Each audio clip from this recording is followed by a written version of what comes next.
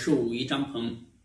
现在是冬季，天气比较冷，很多人呢由于肺气不足或者是肺经不通，导致呢见一点冷空气就会咳嗽，嗓子不舒服。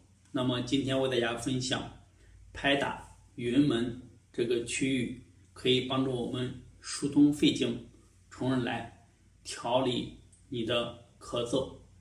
下面呢，我为大家示范这个动作呢，我们要拍打的话呢，建议大家用手空心拳，可以把手呈窝固的姿势，好，把你的大拇指放在你的无名指指根这个位置，然后手指慢慢的握在一起，空心拳，不要用力抓紧，轻轻的握在一起。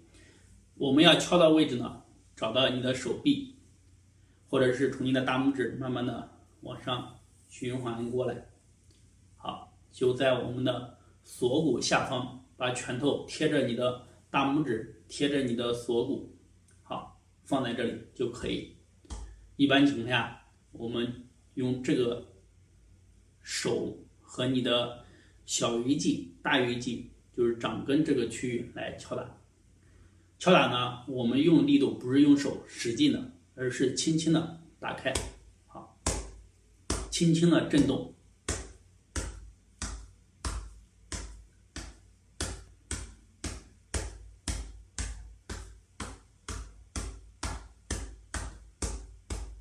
敲打49次，同时呢，把我们的肩膀这个位置也可以敲一敲。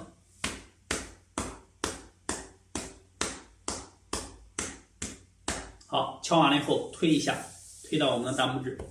今天呢，就为大家讲到这里。如果还想学习更多的养生运动，可以点击左上角关注我，或者是在视频下方点赞、评论和我进行交流。谢谢。